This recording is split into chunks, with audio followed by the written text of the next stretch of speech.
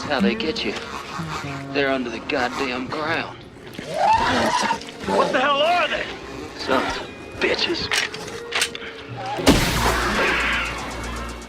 Mysterious and powerful underground creatures terrorize a small town, and only a ragtag group can stop them.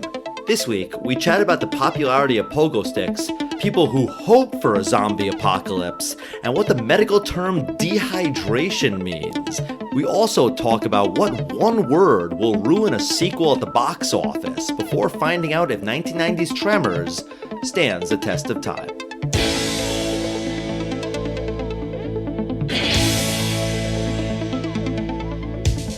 Test of time, James and Alan have their say. Do the movies you love still hold up today? James says gladiator with a glut. Alan says as a father blah blah. It's the test of time, James and Alan have their say. Do the movies you love still hold up today? Test of time, James and Alan have their say. Do the movies you love still hold up today? Hello, everybody, and welcome to the Test of Time podcast. It is I, your host, Alan Noah. Wow, I'm a little intimidated by you. And it is me, James Brief, your humble servant.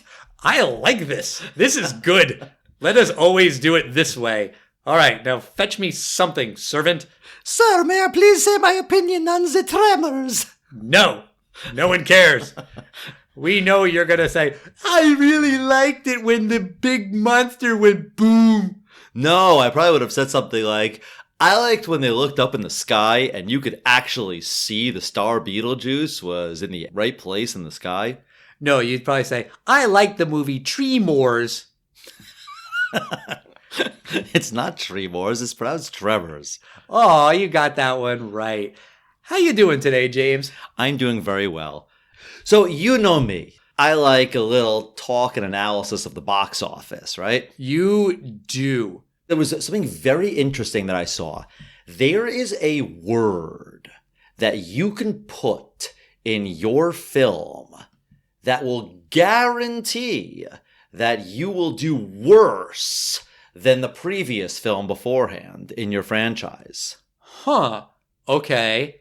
Is the word bugaloo? That actually might be a valid answer. Because of all the times Boogaloo has been used, it has been the worst of the franchise. You're talking, of course, about Breakin' 2, Electric Boogaloo. Okay, let me see. T-O-O. Mannequin 2, Teen Wolf 2. That's true. I'm sure there's got to be a third. Probably. Like when you're going T-O-O, like you need to put a joke in the title to bring people in. It's not just like, oh, a second one. Right. Let's see. Now, when I tell you this, I have 8 examples of this. Whoa. Yes. Okay. And they all are sequels that contain the same word, and they did worse than the first movie. In the franchise, yeah. Oh, so it's not necessarily a second movie. It could be like a third or a Not fourth? necessarily, right. Okay. And we're talking about box office performance, not necessarily critical acclaim? Correct. Can you give me a hint about this word? Comic book films are not immune from this. Okay. Comic book films that didn't do as well as their previous iterations. Ultron. No, and I'm not convinced that Age of Ultron didn't do better than Avengers. I mean, certainly critically. Oh, here's a good one. The answer is definitely ironic for what it does for your box office. Higher, better? Rise. Interesting. Yes. The Dark Knight Rises earned 16% less than its predecessor. 300, Rise of an Empire, and 300. Now that you understand this, and Rise is Rise, it's a tiny variation of it, but can you think of anything else? Well, obviously, Rise of Skywalker. Correct. So it's around 11% less than its predecessor. Okay. Rise of the Machines. Correct. Rise of the Machines, 27% less than its predecessor. 300 Rise of an Empire was a whopping 49%. Not the worst on this list. There's Fantastic Four, Rise of the Silver Surfer. Correct. That earned 15% less than its predecessor. There was one of the Planet of the Apes, right? No. I think Rise of the Planet of the Apes might have been even the first one, right? I don't know. I don't even know, but it does not apply to this. Underworld, Rise of the Lycans, that's 26% less. That's an actual movie? Yes. We discussed this at one of the times when a friend of the show, Courtney Noah, your I know wife. her. Yeah. Yeah. Hannibal Rising. Correct. And the last one, this is a Guillermo del Toro franchise. Hellboy? No, it's not Hellboy. Charlie Day was in this film. So was a Ron Perlman from, obviously knew him from Hellboy. I have no idea. It involves Asia and giant robots. Oh, Pacific Rim Uprising. Correct. Okay. So the average film of those is minus 32% down in the box office. Wow. Yeah. So Rise or Rising, and it's box office poison. So if it was break into Electric Rise, no, it still would have done bad. I wonder if there is a word that consistently does well. I don't know. But that's just a little box office little trivia there. I like it. That was a way to rise our episode. No, that was terrible. Speaking of things that rise, this film is about things that are below. Well, I guess they rise from the ground at certain points. Yeah, I guess so. Well, this movie is Tremors. Kevin Bacon's character, Val McGee, and Earl Bassett, who's played by Fred Ward. And these are two handymen, and they're in a small desert town of Perfection, Nevada. And just as the two of them decide to skip town forever, they discover a series of mysterious deaths in the area. And there's a concerned seismologist, played by actress Finn Carter. She's studying unnatural readings below the ground. And with the help of an eccentric couple, played by Reba McEntire and Michael Gross, the group fights for survival against giant worm-like monsters hungry for human flesh. Are they hungry for human flesh, or do they just like killing?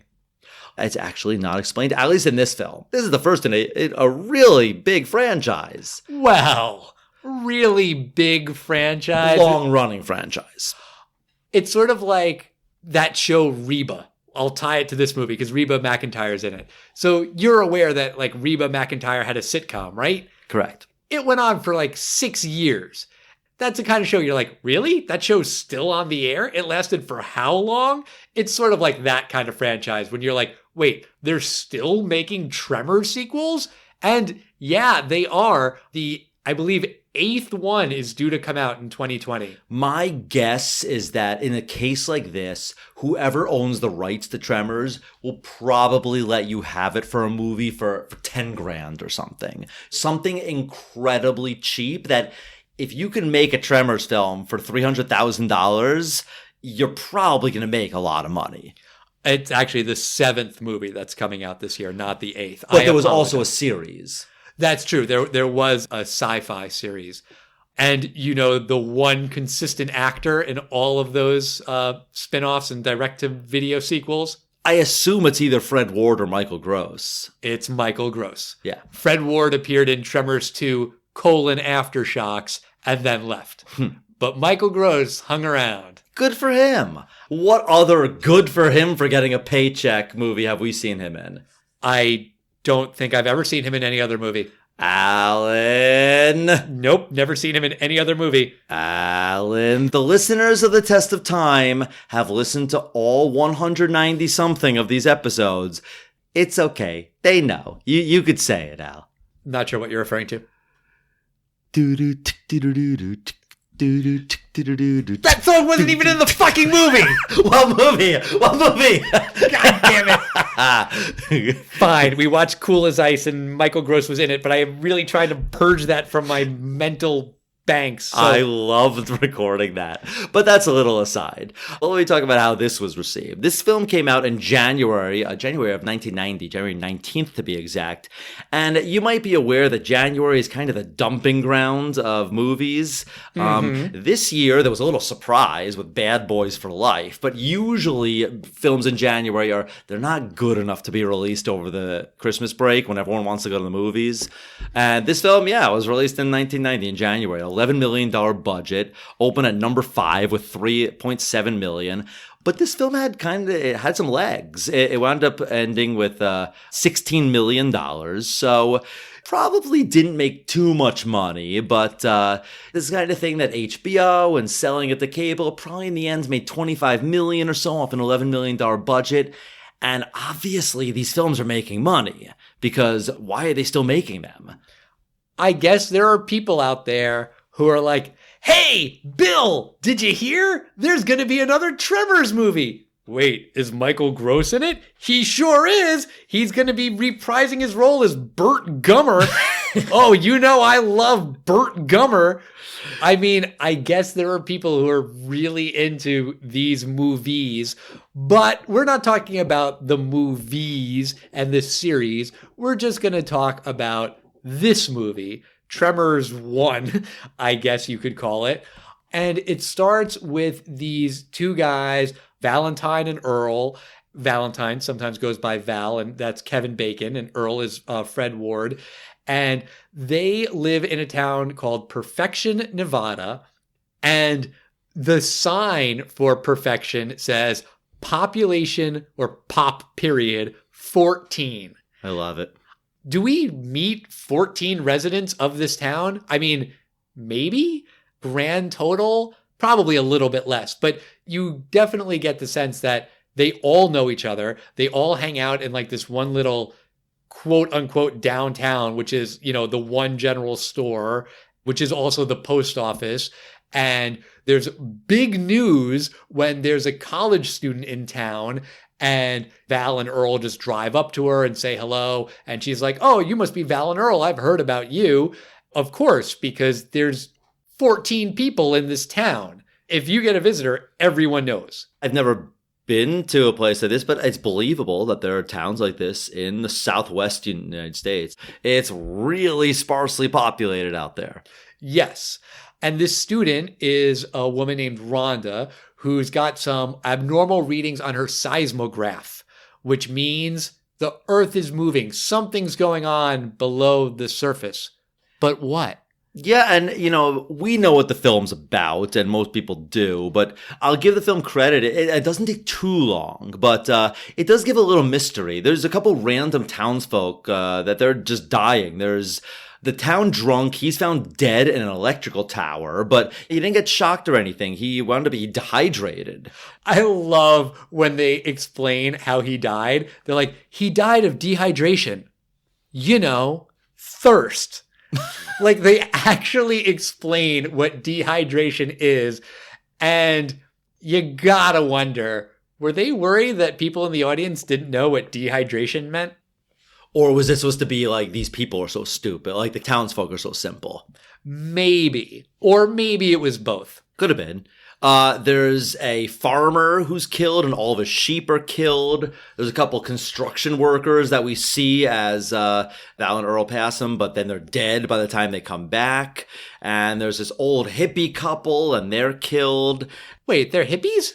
They're like retirees. Fine.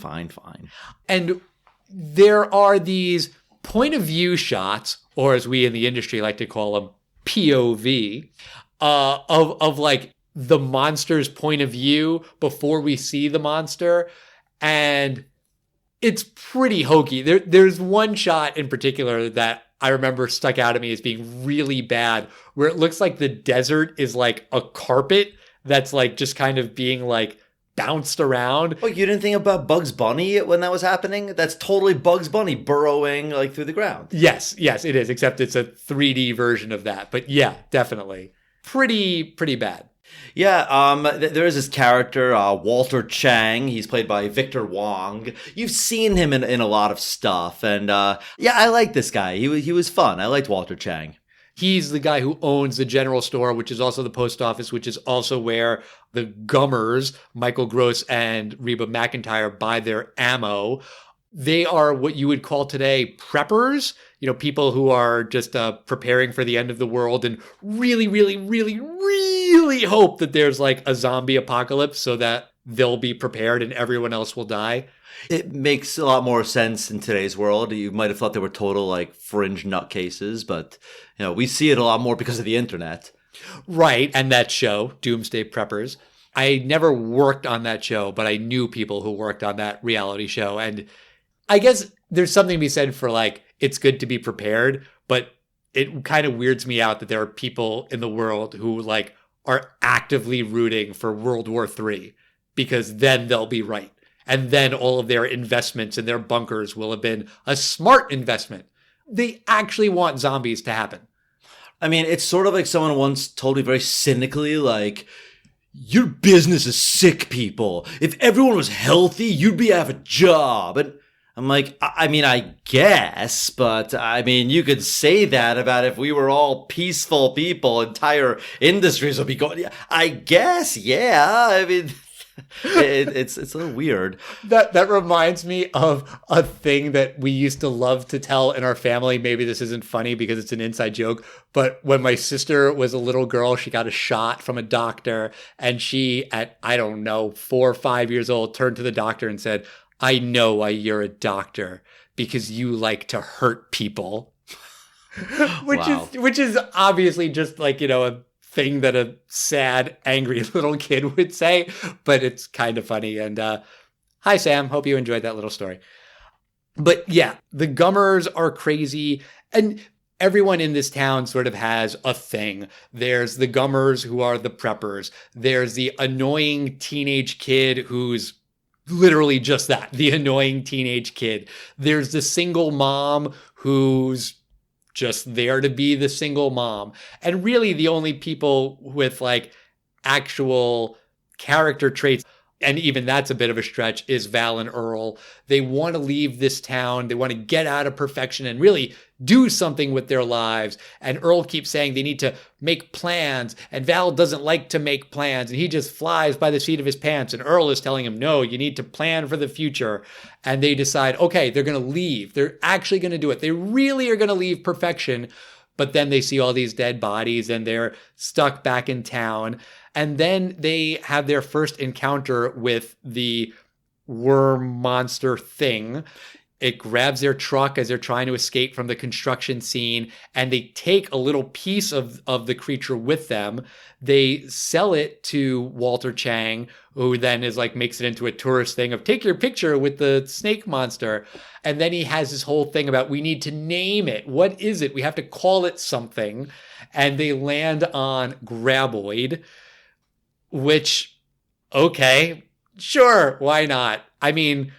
I guess knowing what we know now, that this spawns 6 direct-to-video sequels, it probably is convenient that they named it in the very first movie. Yeah. But they also realized that this thing is pretty deadly. I thought it was cool how they got this Graboid. They were basically off on horseback because I think their truck was dead, and the Graboid's chasing them, and they're on horseback, and they basically jump over a little, it's almost a little canal. And aqueduct, maybe? Yeah, a little aqueduct, but it's lined on both sides by probably like a foot of concrete, and the Graboid just rams headfirst right into it, and basically blows up a little bit, like its head explodes. And they basically take this mush out, and they're able to kind of see it for the first time. Right. And it looks gross, and I guess the effects on it are fine when you see it. I don't know how much better it could have been at the time. Then Rhonda shows up, and she says, based on her findings of seismology, don't ask questions about it, she has determined that there are 3 more. Okay, fine. So a second Graboid starts attacking them, and they end up on these rocks, like in the middle of the desert. And the Graboid can't get them because it can, burrow through the dirt, but it can't go through the rock. I think she uses some like technical scientific name for the rock, which escapes me right now. But they're stuck there. And then after they wait several hours, they say, oh, well, it must have gone by now. And they throw a can or a small rock or something. And no, it's still waiting there. So Rhonda has this idea to pole vault from rock to rock, which works because the creature, which can only hear things that touch the ground, can't hear the poles hitting the ground for some reason. Well, it can, but I think the pole vault thing is, air quotes, clever because, yeah, they're on one side of a huge boulder and then they pole vault. It takes 1 second to pole vault. The worm can't instantly go somewhere in a second. It does when they throw like the can off of the rock and then immediately the thing grabs at it. Even like a second later. Like you need half a second. What is the thing going to do? Start sucking the pole in? I think it's more weird that like they have this perfect pole vault like equipment with them and all the boulders are pole vault distances apart until they can get to their truck. That's a little more ridiculous. But I think the pole vault it's kind of cute actually. Like I think that the rules of the worms are pretty simple. Ground, they can kill you, and rock, they can't. And if you pole vault, in my opinion, you could probably only keep the pole vault on the ground for like half a second. Otherwise, it would be bad. Okay, so what if you pole vault for half a second, and then 2 more people pole vault in the exact same spot? Yeah, I'm probably going to die in that case. Yeah, because like they all take turns, and it seems like the graboid should notice and should be able to figure it out. Stupid graboid. Really. I did kind of appreciate when Earl tries to pole vault the first time and like he falls backwards. Because I was like, yeah, you don't just know how to pole vault. It's not like, oh, I've seen a pole vaulter on TV, therefore I can pole vault. Right. That's a nice touch. Yeah. And, I also noticed it's something very like 1980s where any quote unquote scientist knows everything about every science. Rhonda, she seems to know all this stuff. Well, she talks about like these creatures, they must predate the fossil record because there's no fossil evidence of them, which if she's a seismologist, she maybe studied rocks. That's a bit of a stretch, but maybe you could believe that. But it predates them, meaning all of our fossils, let's say for simplicity, are from 50 to 100 million years ago. These are older than that, so none of them died at any point to be fossilized. That makes no sense. She just sort of said they must be a new species because we don't have any fossils of them. Wouldn't that make more sense? Yeah, I sort of appreciated the fact that they left the origin of the graboids just kind of like, we don't know. Oh, I agree with that. I think one of the characters says maybe they're aliens, and like, you don't really know. In my research today of just looking up the Tremors franchise, I believe it was Tremors 4 or 5 is a prequel. It's Tremors 4, The Legend Begins, where Michael Gross plays like his great-grandfather who deals with the graboids in like the Old West times. Nice. I like that. Probably horrible, but one thing I'm going to say, I've never seen any of them. I think this franchise has a lot of fun with itself. That's just my guess, because Michael Gross's character is so ridiculously stupid, but fun. I mean, Reba McEntire is in 0 of the sequels. I wonder if they ever address like what happened to her. Do they say they had like a messy divorce? My guess, without looking it up, if I had to guess, I'd say she's recast in one of them. No, she's not. Oh, she isn't? No. No, I was looking at the Wikipedia page. She's not recast. There's probably, what's the other one, like the wiki, like the characters Wikipedia. There's probably something about her. Probably. Yeah. But yeah, so they end up in Walter Chang's store downtown. Everyone from the town is there, all, 8 of them or whatever. All of them except for Michael Gross and Reba McEntire. Well, they're there at first, but then they leave to go and like scouting for something. No, they want to get their guns, right? Well, eventually, but first they just leave to go on like a recon mission. The single mom has a daughter who loves to pogo stick, which is a thing that I feel confident in saying has not stood the test of time. Pogo stick is like a 1950s thing. I mean, no one used it when we were kids, really. That was a little ridiculous. But maybe it's like small town is like 20 years behind us kind of thing. Did you recognize who that little girl was? I only recognized her once the credits were on. I didn't recognize her in the movie. I did see today that it is the girl from Jurassic Park. I did not notice that while watching the movie, I will confess. Yeah, Ariana Richards. So right now, all of the townsfolk, they're basically on the roof or the top of the water tower, and they just basically don't know what to do because they can't just wait it out because they'll starve to death or dehydration. Wait, you mean thirst? Yes, it's actually, yes, thirst. Oh, okay, thank you. And when I say they'll run out of food, hunger. Okay. Thank you for clarifying. Yeah. And the graboids are also, they're kind of destroying the foundation of each of these homes, so kind of sinking it in. So just sitting on the top of your shed is not going to help you because eventually they're just going to bring it to the ground. You say that, but like the annoying teenager is on the top of what looks to be like a tin shack or an outhouse, and everyone else is on the roof of like a building or like the general store. And it seems like the graboids are going more for the big giant buildings and shaking them so hard that the roof is like rippling back and forth like whoa, whoa, whoa, whoa, whoa, whoa, whoa. They seem disproportionately powerful.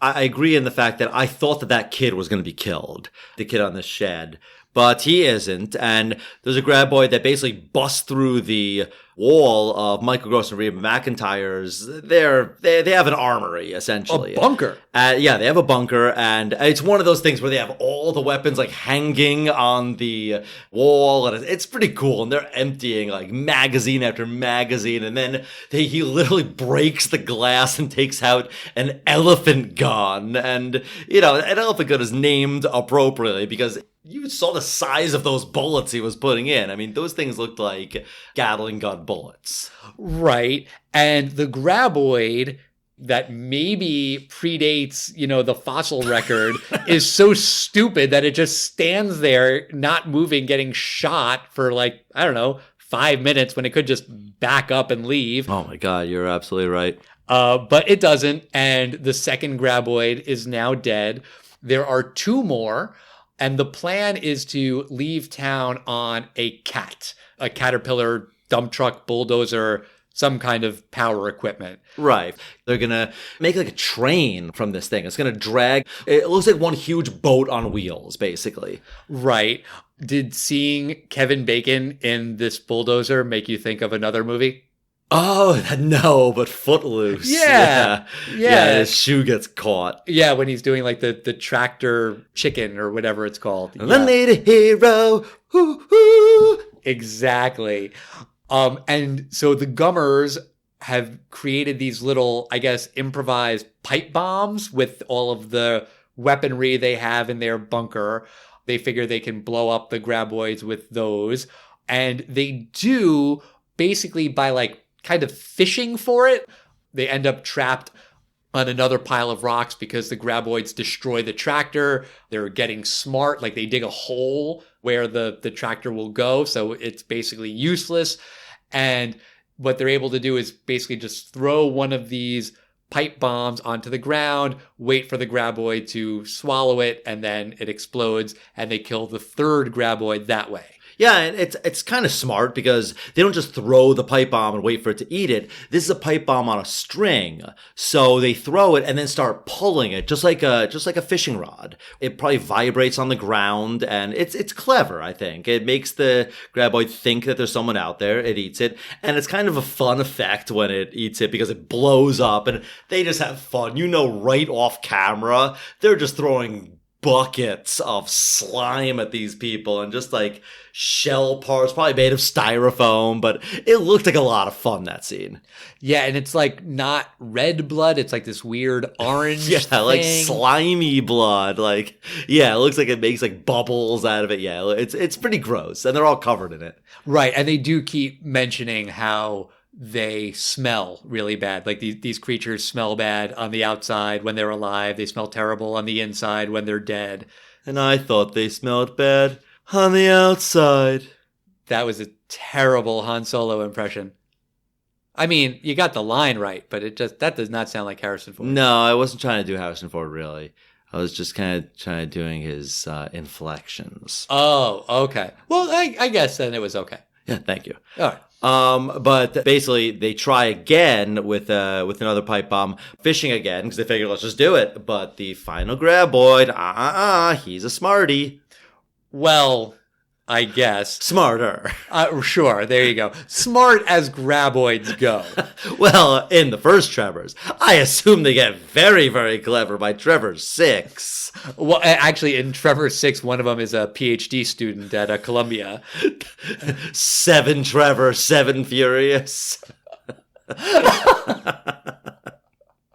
I mean, might as well be.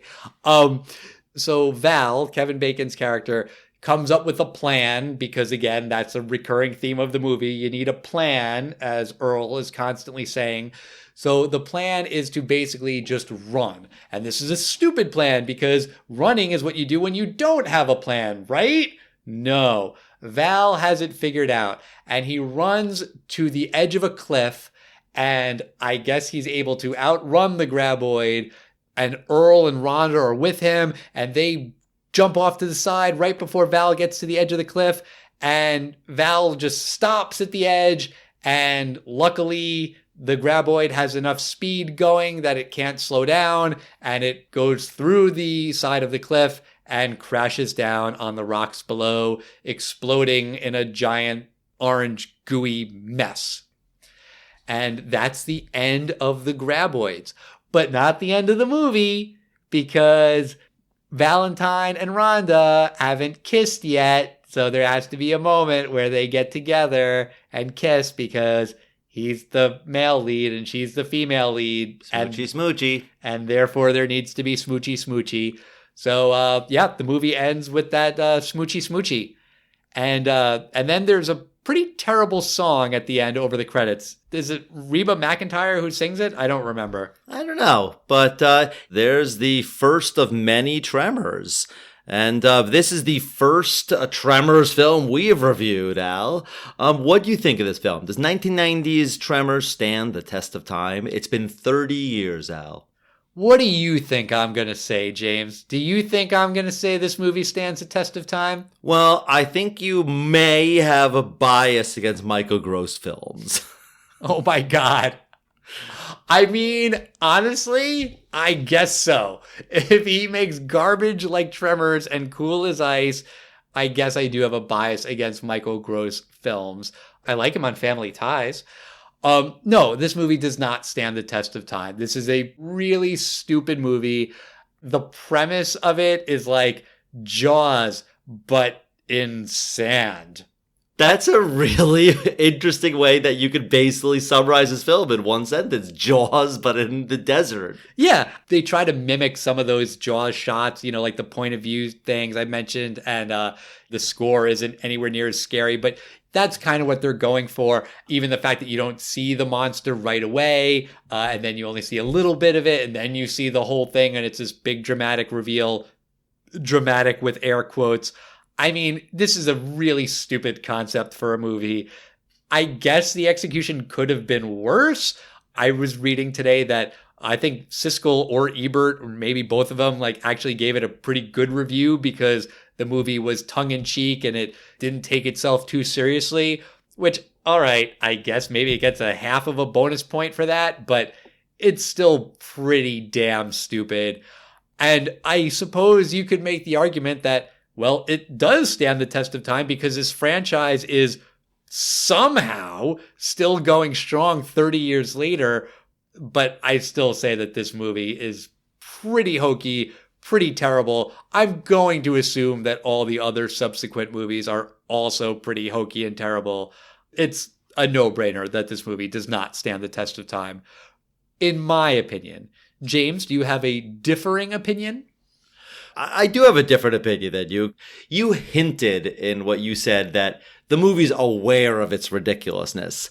I think the movie is completely in on the joke. joke. I do not think this film takes itself seriously, and I think you're supposed to understand that. There is a charm to this idea that there's 8 films worth of stuff out of this. I can really see somebody being really into this film. It does have some heart in it, and I really think Fred Ward, especially Fred Ward, is in on the joke. And Michael Gross, I get the feeling from his movies that, unlike Family Ties, where he was kind of a serious father figure, this is literally phoning it in. Like, he doesn't care. And I think he actually, in this case, wound up caring about this franchise. As I read something on IMDb, he is the only star that showed up at the 30th anniversary of the film. Not even the kid on the shed showed up. I mean, come on, show up if they're doing something. He didn't literally phone it in. If he literally phoned it in, then he would have just been on the phone. Right. They would have just worked in the plot. Why is he always on the phone? That being said, I kind of want to say this film stands up. I think it's a lot more fun than you do, but it has no reason to exist. It's like, most films don't. Ferris Bueller's Day Off doesn't need to exist. It's a little bit too stupid for me. No, I'm not going to say this is... I'm not saying this is a 4.9, and just if it tipped over the 5, it would have been stands at that. No, it's not close, but there's like an F, like 65 and below is an F. There is a difference between getting a 52 on the test and getting a 12 on it. And you seem to have given this movie in the single digits. Maybe if you're being generous, a 12. I would say like in the high 20s. Oh, okay. So they just miserably failed. Right. And if they get 100 on the next 2 tests, then they might be able to pass for the semester. For me, it's the high 40s at what 65 is passing. So they didn't do that bad. I'll bet you that this film is better than a lot of the others. But no, for me, it doesn't hold up. I could see people liking it. It's not for me. If any of our listeners have seen any of the Tremors movies after this one, please write us on Facebook or on Twitter at Test of Time Pod and let us know how it is. Is it god awful? Is it maybe just kind of stupid? Is it so campy and stupid that it's funny? Maybe. I'm curious, but I'm honestly not curious enough to ever watch any of them ever. Interesting that you say that, Al, because I feel like if I have nothing to do and I can basically be on my phone half the time, I actually might turn on one of these just to kind of see Michael Gross and how stupid it is. And maybe I won't even go with Tremors 2 Aftershocks. I'll just go with Tremors 5. Tremors 5, Bloodlines. Or maybe Tremors 6, A Cold Day in Hell. Well, as long as it has MG, I'm in. Oh my God. Don't refer to Michael Gross as MG. Actually, you can refer to him as whatever the hell you want. Shit, why did we invite him on the podcast? He probably would have come on. He would have loved it. I still would have said everything I said to his face. Yeah, we would have probably talked a lot about how much we absolutely adored him as Mr. Keaton. Maybe. If he was here, come on. Oh, yeah, okay. Well, Mr. Gross, if you want to literally phone it in at some point and call into the show, we would love to discuss your role in the Tremors franchise with you. But only for like 5 minutes because, come on. But Mr. Fred Ward, we will fly you out. Kevin Bacon. Sure. And Kira Sedgwick? Nah, I'm not. He doesn't get a +1. I think it's like +10. I think they have a bunch of kids. Oh, well, definitely not. But that's going to do it for us this week. Next week, we're going to be talking about the Care Bears movie. I'm getting you back for making me watch Cool as Ice. You brought it up this week. I'm going to make you watch the Care Bears movie. Fuck you, James. Are you serious? Oh, yeah. I was looking up movie anniversaries. The Care Bears movie came out in 1985. It's 35 years old. And we're going to watch the Care Bears movie. I'm in. I mean, it has to be better than Cool as Ice and probably Tremors. Wait, is Michael Gross in it? Is he one of the Care Bears?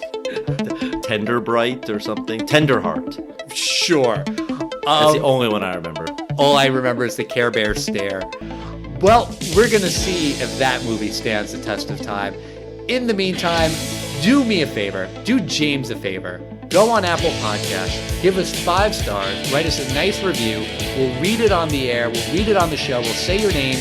You know what? It doesn't even have to be a nice review. Write something really mean about James. As long as you give us 5 stars, I'll still read it on the air. Talk to us on social media at Test of Time Pod. Let us know your feelings about Tremors and the franchise and Graboids. And we'll see you next time, everybody. Bye.